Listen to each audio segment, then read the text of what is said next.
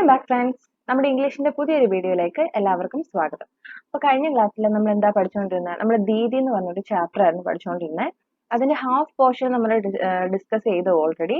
അപ്പം ആ വീഡിയോ കണ്ടിട്ടില്ലാത്തവർ അത് കണ്ടിട്ട് ഇത് കാണുന്നതായിരിക്കും നല്ലത്. അപ്പം ഞങ്ങൾ ഡിസ്ക്രിപ്ഷൻ ബോക്സിൽ ഇവിടെ മുകളിലോ ലിങ്ക് കൊടുക്കാം. അപ്പോൾ കണ്ടിട്ടില്ലാത്തവർ അത് കണ്ടിട്ട് ഇത് കാണാൻ ശ്രമിക്കുക. അപ്പം അതിന്റെ ബാക്കി പോർഷൻ നമുക്ക് നോക്കാം.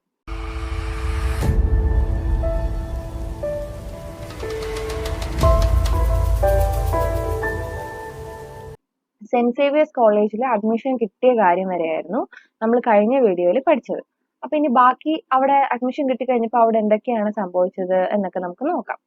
The academic system at Xavier's was different from the system in the US. Here, a far more bookish form of learning replaced the academic rigor and intellectual stimulation I had received in Massachusetts. I quickly realized that I would be able to learn more in the city beyond the classroom. അപ്പം അവിടുത്തെ രീതികൾ എന്ന് പറഞ്ഞാൽ ഭയങ്കര different ആയിരുന്നു. US-ലാണ് ഈ writer പഠിച്ചത്.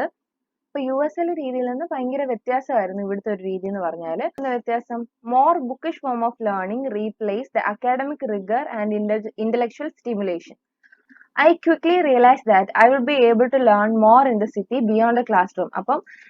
അപ്പം എനിക്ക് മനസ്സിലായി ക്ലാസ് റൂമിലേക്കാളും അപ്പുറത്തേക്ക് ഈ സിറ്റിയിലാണ് എനിക്ക് കൂടുതൽ കാര്യങ്ങൾ പഠിക്കാനുള്ളത് എന്ന് എനിക്ക് മനസ്സിലായി. Now that I lived in India, I wanted to understand it in a different and deeper way than I had during my summer holidays. I walked around the city just watching and listening. One day I walked into a sprawling, low-income community which was a maze of tiny alleyways buzzing with life. An estimated 10,000 people lived there with no running water, no system of waste disposal, and shared 6 dark cubicle toilets that lined an adjoining alley.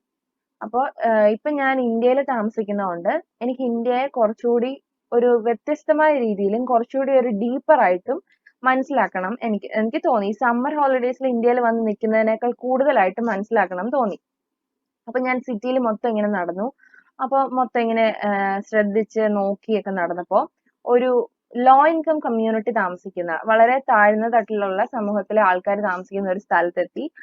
അവിടെ 10,000-ലധികം ആളുകൾ ഉണ്ടായിരുന്നു. അവർക്ക് ആവശ്യത്തിന് വെള്ളമില്ല, waste dispose ചെയ്യാനുള്ള മാർഗങ്ങളൊന്നുമില്ല. ഇത്രയും ആൾക്കാർക്ക് ഒരു 6 ഡാർക്ക് ക്യൂബിക്കൽ ടോയ്ലറ്റ്സ് ആയിരുന്നു അവർക്ക് ഉണ്ടായിരുന്നത്. അപ്പൊ അങ്ങനെ അത്രയും ബുദ്ധിമുട്ടിൽ താമസിക്കുന്ന ഒരു സ്ഥലത്തേക്ക് എത്തിച്ചേർന്നു, ഒരു ലോ ഇൻകം കമ്മ്യൂണിറ്റി താമസിക്കുന്ന സ്ഥലത്തേക്ക് എത്തിച്ചേർന്നു. I walked around that afternoon speaking with children, wondering how life would be different if each one of them only had access to the opportunities that would fill their greatest potential. Walking down the narrow passageways, I myself looked a little dazed when a soft-spoken girl dressed in a beautiful saree welcomed me into her home. Her name was Sandhya. She was also 18 like me. She didn't speak a word of English and I didn't speak a word of Hindi. But she smiled and laughed and chatted a lot, and I felt an immediate connection with her. Sandhya's life was so different from mine. അപ്പം ഒരു afternoon, ഒരു ഉച്ച കഴിഞ്ഞ സമയത്ത് ഞാൻ അവിടെ ഇങ്ങനെ നടന്നു, അവിടുത്തെ കുട്ടികളുമായിട്ടൊക്കെ നടന്നു. അപ്പൊ ഇവർക്ക് ഈ റൈറ്റർക്കുള്ള അത്രയും ഓപ്പർച്യൂണിറ്റീസോ അല്ലെങ്കിൽ അവർക്കുള്ള സൗകര്യങ്ങളോ ഒന്നും ഇവർക്കില്ല. അപ്പൊ ആ ചെറിയ വഴിക്കുള്ളിൽ നടക്കുമ്പോൾ ഞാൻ ഇങ്ങനെ ചിന്തിച്ചുകൊണ്ട് നടക്കുമ്പോൾ ഒരു നന്നായിട്ട് സംസാരിക്കുന്ന ഒരു കുട്ടി, ഒരു ബ്യൂട്ടിഫുൾ സാരിയാണ് അവൾ ഉടുത്തേക്കുന്നത്. സന്ധ്യ എന്നാണ് ആ കുട്ടിയുടെ പേര്. ആ കുട്ടി എന്ത് ചെയ്തു, ഈ റൈറ്ററിനെ അവരുടെ വീട്ടിലേക്ക് ക്ഷണിച്ചു. അപ്പം സന്ധ്യയ്ക്കും 18 വയസ്സാണ്, ഈ റൈറ്ററിനും 18 വയസ്സാണ്. അപ്പൊ രണ്ടുപേരും സെയിം ഏജിലുള്ളവരാണ്. പക്ഷെ സന്ധ്യയ്ക്ക് ഒരു അക്ഷരം പോലും ഇംഗ്ലീഷ് അറിയത്തില്ല. അതുപോലെ തന്നെ ഈ റൈറ്റർക്ക് ഹിന്ദി ഒട്ടും അറിയത്തില്ല. പക്ഷെ ആ പെൺകുട്ടി ചിരിച്ചു, ഈ സന്ധ്യ എന്ന് പറയുന്ന പെൺകുട്ടി ചിരിച്ചു, സംസാരിച്ചു, ഒത്തിരി നേരം എന്തൊക്കെയോ സംസാരിച്ചു. അപ്പൊ പെട്ടെന്ന് ഇവർക്ക് തമ്മിൽ ഒരു കണക്ഷൻ ഉണ്ടാവുന്നത് പോലെ ഈ റൈറ്റർക്ക് തോന്നി. അപ്പൊ സന്ധ്യയുടെ ജീവിതം എന്ന് പറഞ്ഞാല് ഈ റൈറ്ററിന്റെ ജീവിതത്തിൽ നിന്നും ഭയങ്കര ഡിഫറെന്റ് ആയിരുന്നു. Every day I would go to her house after college. Her home was smaller than the bathroom of my house. When a few children poked their heads inside the doorway to say hi to us, she welcomed them in. These children eventually formed the first class I would teach. Every day a few more kids would crowd into the little home and ask to learn a few words in English or a little math or a song. Even though I knew very little of India, I felt useful and confident. അപ്പൊ എല്ലാ ദിവസവും college കഴിഞ്ഞ ശേഷം ഈ പെൺകുട്ടിയുടെ വീട്ടിലേക്ക് writer വരാൻ തുടങ്ങി. അപ്പൊ അവരുടെ വീടെന്ന് പറയുന്നത് ഈ റൈറ്ററിന്റെ വീട്ടിലെ ബാത്റൂമിനേക്കാളും ചെറുതായിരുന്നു ഈ സന്ധ്യ എന്ന് പറയുന്ന പെൺകുട്ടി താമസിക്കുന്ന വീട്. അപ്പൊ അത്രയും ചെറിയ വീടായിരുന്നു. അപ്പൊ അവിടെ ചെന്ന് സംസാരിച്ചുകൊണ്ടിരിക്കുമ്പോ ചെറിയ കുറച്ച് പിള്ളേരൊക്കെ ഇങ്ങനെ വന്നിട്ട് അതിന്റെ അകത്തോട്ട് തലയിട്ട് വീടിനകത്തോട്ട് തലയിട്ട് ഹായ് ഒക്കെ പറയാൻ വരും. അങ്ങനെ വന്ന ആ കുട്ടികളെയാണ് ആദ്യമായിട്ട് പഠിപ്പിക്കാൻ തുടങ്ങിയത്. ഈ അകത്തേക്ക് വന്ന് തലയിട്ട് ഹായ് പറഞ്ഞ കുട്ടികളെ പഠിപ്പിക്കാൻ തുടങ്ങി. അപ്പൊ എന്ത് പറ്റി, ഓരോ ദിവസവും പുതിയ പുതിയ ആൾക്കാർ വരും. ആൾക്കാരെന്ന് വെച്ചാൽ കുട്ടികളാണ് വരുന്നത്. അവരെന്താ ചോദിക്കുന്നത്, അവർക്ക് കുറച്ച് ഇംഗ്ലീഷ് വേർഡ്സ്, അല്ലെങ്കിൽ ഒരു മാത്സിൽ എന്തെങ്കിലും ഒരു പ്രോബ്ലം, അല്ലെങ്കിൽ ഒരു പാട്ട്, ഒരു സോങ് ഒക്കെ പഠിക്കാൻ വേണ്ടിയിട്ടാണ് അവർ വരുന്നത്. ഇന്ത്യയെക്കുറിച്ച് ഈ റൈറ്റ്സിന് വളരെ കുറച്ചേ അറിയാമായിരുന്നുള്ളെങ്കിലും ഇത് ഭയങ്കര യൂസ്ഫുൾ ആയിട്ടും കോൺഫിഡന്റ് ആയിട്ടും ഒക്കെ തോന്നി. This became my routine. I would leave college as soon as I could and rush to my new world in the community. Here I saw truth and hope. The children would shout Didi, Didi excitedly when I went there. This was starting to feel like a lifelong commitment. അപ്പൊ ഇതെന്റെ ഒരു റൂട്ടീനായി. അപ്പം എത്ര നേരത്തെ കോളേജിൽ നിന്ന് ഇറങ്ങാൻ പറ്റുമോ അത്ര നേരത്തെ ഇറങ്ങിയിട്ട് ഓടി വന്ന് ഈ കുട്ടികളുടെ അടുത്തേക്ക് വരും. അപ്പം അവിടെ ഒരു ട്രൂത്തും ഒരു സത്യവും ഒരു ഹോപ്പും, അതായത് ഒരു പ്രതീക്ഷയൊക്കെ തോന്നാൻ തുടങ്ങി. അപ്പൊ ആ ചിൽഡ്രൻ വന്നിട്ട് വിളിക്കുന്നതാണ് ദീദി ദീദി എന്ന്. അപ്പൊ നമ്മൾ ഈ ചാപ്റ്ററിന്റെ പേരെന്തായിരുന്നു, ദീദി ദീദി. അത് ഈ കുട്ടികളെ വിളിക്കുന്ന പേരാണ് ദീദി ദീദി എന്ന് വെച്ചാൽ ചേച്ചി എന്നാണ് അർത്ഥം. അപ്പം അവിടെ ചെല്ലുമ്പോൾ ആ കുട്ടികൾ അങ്ങനെ സ്നേഹത്തോടെ വിളിക്കുന്നതായിരുന്നു. അപ്പൊ എനിക്ക് അതൊരു ലൈഫ് ലോങ് കമ്മിറ്റ്മെന്റ് ആയിട്ട് തോന്നി. Agansha was born of the simple idea that India had people who could teach, spaces that could be utilized as classrooms, and the funds with which to educate all the children. Everything exists. I just need to find a way to bring all together. അപ്പം അഗാൻഷ എന്ന് പറയുന്നത് ഒരു foundation ആണ്. അതിനെപ്പറ്റി നമ്മൾ detail ആയിട്ട് പഠിക്കാൻ പോവാണ്. ഈ റൈറ്റർ ഫോം ചെയ്തൊരു ഫൗണ്ടേഷൻ ആണ്. അപ്പം അഗാൻഷ എങ്ങനെയാണ് ഉണ്ടായെന്ന് പറഞ്ഞാല്, ഇന്ത്യയിൽ ഒത്തിരി ആൾക്കാരുണ്ട്, പഠിപ്പിക്കാൻ കഴിയുന്ന ആൾക്കാർ. പിന്നെ ഒരുപാട് സ്ഥലങ്ങളുണ്ട് എന്തിനു വേണ്ടി യൂസ് ചെയ്യാൻ പറ്റുന്ന രീതിയിൽ, ക്ലാസ് റൂം ആയിട്ട് യൂസ് ചെയ്യാൻ പറ്റുന്ന രീതിയിൽ. അത് മാത്രമല്ല ഫണ്ട് ഉണ്ട് എന്ത് ചെയ്യാൻ വേണ്ടി, എഡ്യൂക്കേറ്റ് ചെയ്യാൻ വേണ്ടി. ഈ കുട്ടികളെ മൊത്തം എഡ്യൂക്കേറ്റ് ചെയ്യാൻ വേണ്ടിയിട്ടുള്ള ഫണ്ടും ഉണ്ട്, എല്ലാം ഉണ്ട്.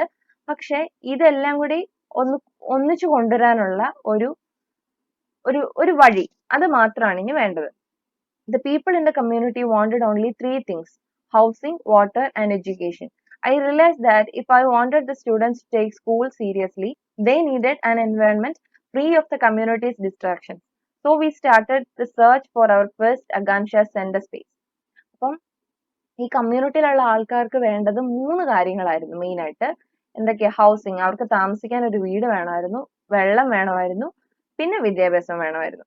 അപ്പം ഈ റൈറ്റർക്ക് മനസ്സിലായി, ഈ സ്കൂൾ എന്ന് പറയുന്ന ഒരു കാര്യം, അതായത് ഈ കുട്ടികളെ പഠിപ്പിക്കാവുന്ന ഒരു കാര്യം സീരിയസ് ആയിട്ട് എടുക്കണമെങ്കിൽ ഈ കമ്മ്യൂണിറ്റിയുടെ ഡിസ്ട്രാക്ഷനിൽ നിന്നൊക്കെ മാറി ഒരു സ്ഥലം വേണമായിരുന്നു. അപ്പൊ അവരെന്ത് ചെയ്യാൻ തുടങ്ങി, ഫസ്റ്റ് അഗാൻഷ സെന്ററിന്റെ ഒരു സ്പേസ്, ഒരു സ്ഥലത്തിന് വേണ്ടിയിട്ട് അവര് തെരച്ചിൽ തുടങ്ങി. I approached 20 schools in the city, requesting to give just one classroom in their school building for 3 hours every evening. All of them refused for the most illogical reasons. Some administrators claimed that the idea of teaching underprivileged children was way too revolutionary, while others complained that they would spread diseases to the other students. A principal of a reputed school even complained how she simply couldn't allow the children into her school, as the glass bangles worn by the daughters of the fisherman would scratch the desk of her classrooms. Finally, when I was almost ready to give up, the principal of the Holy Name High School in Colaba agreed to give a room. That became the first Agansha Center. അപ്പം ഈ ഒരു സ്ഥലത്തിന് വേണ്ടിയിട്ട് 20 സ്കൂളുകളിൽ പോയി ചോദിച്ചു. അപ്പൊ എന്താ പറഞ്ഞത്, 3 മണിക്കൂർ ഒരു ക്ലാസ് റൂം, ഒരു ക്ലാസ് റൂം 3 മണിക്കൂർ വിട്ടുകൊടുക്കണം. ഏത് സമയത്ത്, ഈവനിങ് സമയത്ത് മാത്രം. ഈവനിങ് സമയം എന്ന് പറഞ്ഞാൽ എന്തുകൊണ്ടാ, ബാക്കി കുട്ടികളൊക്കെ പഠിച്ചു പോയതിനു ശേഷം വൈകുന്നേരം ഒരു 3 മണിക്കൂർ കൊടുക്കണമെന്ന് പറഞ്ഞു. പക്ഷെ എന്ത് ചെയ്തു, എല്ലാവരും റെഫ്യൂസ് ചെയ്തു. അവര് പറയുന്ന റീസൺസിനൊന്നും ഒരു ലോജിക് ഇല്ലായിരുന്നു. ചിലര് പറഞ്ഞു, ഇത് ഭയങ്കര ഒരു റെവല്യൂഷണറി മാറ്റമാണല്ലോ ഇങ്ങനെ അണ്ടർ പ്രിവിലേജ് ചിൽഡ്രനെ പഠിപ്പിക്കുന്നത്. ചിലരെന്ത് പറഞ്ഞു, ഈ കുട്ടികൾ അസുഖങ്ങൾ പരത്തും ബാക്കിയുള്ള സ്റ്റുഡൻസിന്. ഇവര് പോയി അവിടെ ഇരുന്ന് കഴിയുമ്പോൾ രാവിലെ മറ്റേ സ്റ്റുഡൻസ് വരാനുള്ളതാ, റെഗുലർ ക്ലാസ്സിന്റെ സ്റ്റുഡൻസ് വരാനുള്ളത്, അപ്പൊ അവർക്ക് അസുഖങ്ങളൊക്കെ ഇവര് പരത്തും എന്ന് പറഞ്ഞു. മറ്റൊരു റെപ്യൂട്ടഡ് സ്കൂളിലെ ഒരു പ്രിൻസിപ്പൾ പറഞ്ഞത്, ഈ ഗ്ലാസ് ബാംഗിൾസ് ഈ കുട്ടികൾ ഇടുന്ന, ഈ പാവപ്പെട്ട കുട്ടികൾ ഇടുന്ന, അതായത് ഈ ഫിഷർമെന്റിന്, ഈ മീൻ പിടിക്കുന്ന ആൾക്കാർ, അങ്ങനത്തെ പാവപ്പെട്ട ആൾക്കാരാണ് അവിടെ താമസിക്കുന്നത്. അപ്പൊ ആ ആൾക്കാരുടെ കുട്ടികൾ ഇടുന്ന ഈ ഗ്ലാസ് ബാംഗിൾസ് അവിടുത്തെ ഡെസ്കിലൊക്കെ സ്ക്രാച്ചസ് ഉണ്ടാക്കും എന്ന് പറഞ്ഞു. അത്രയും ലോജിക് ഇല്ലാത്ത റീസൺസ് ആയിരുന്നു അവർ പറഞ്ഞുകൊണ്ടിരുന്നത്. അപ്പം ഈ റൈറ്റർ തീരുമാനിച്ചു ഇനിയിപ്പോ നടക്കത്തില്ല എന്ന് പറഞ്ഞിട്ട് നിർത്താം, വേണ്ട എന്ന് വിചാരിച്ചപ്പോ പോളിനിയം high school in Colaba agreed to give a room. അപ്പൊ അവരൊരു റൂം കൊടുക്കാൻ തീരുമാനിച്ചു. അതായിരുന്നു first Akanksha centre. I mobilized volunteers from St. Xavier's to teach and made a rough plan of what they would teach. I just wanted the class to be a place where the children can feel safe, a space where they can leave the difficulties of their lives behind and just be children. അപ്പൊ എന്ത് ചെയ്തു, ഈ saint സേവിയേഴ്സിലാണ് ഈ writer പഠിക്കുന്നത് നമ്മൾ പറഞ്ഞായിരുന്നല്ലോ. അപ്പൊ ആ കോളേജിലെ കുറച്ച് കുട്ടികളെ ഫ്രണ്ട്സിനെയൊക്കെ ഒന്ന് എടുത്തിട്ട് അവരെന്ത് പഠിപ്പിക്കാം, ഓരോരുത്തർക്കും എന്ത് സബ്ജക്ട് ഈ കുട്ടികളെ സബ്ജക്ട് എന്ന് വെച്ചാല് ബേസിക് കാര്യങ്ങളാണ്, ബേസിക് മാത്സ്, ബേസിക് ഇംഗ്ലീഷ്, അങ്ങനത്തെ കൊച്ചു കൊച്ചു കാര്യങ്ങളാണ്. ഇപ്പൊ കോളേജ് സ്റ്റുഡൻസിന് അത് പഠിപ്പിക്കാൻ പറ്റുമല്ലോ. അപ്പൊ അവർക്ക് എന്ത് പഠിപ്പിക്കാൻ പറ്റും എന്നുള്ളതിന്റെ ഒരു പ്ലാൻ തയ്യാറാക്കി. അപ്പൊ ഈ റൈറ്ററിന്റെ ആഗ്രഹം എന്ന് പറഞ്ഞാൽ ഈ ക്ലാസ് എങ്ങനെയായിരിക്കണമെന്നാ, a place where the children can feel safe, കുട്ടികൾക്ക് സുരക്ഷിതമായിട്ട് ഇരിക്കുന്ന ഒരു ഫീലിംഗ് തോന്നുന്ന ഒരു സ്ഥലം. അവരുടെ ലൈഫിലെ ബാക്കി ഡിഫിക്കൽട്ടീസ് എല്ലാം മറന്നിട്ട് അവർക്ക് കുട്ടികളായിട്ട് മാത്രം ഇരിക്കാൻ പറ്റുന്ന ഒരു സ്ഥലം, അതായിരിക്കണം ഈ ക്ലാസ് റൂം എന്ന് റൈറ്റർക്ക് നിർബന്ധമുണ്ടായിരുന്നു. Akanksha formally came in to existence in 1991. 1991 Akanksha തുടങ്ങിയത്.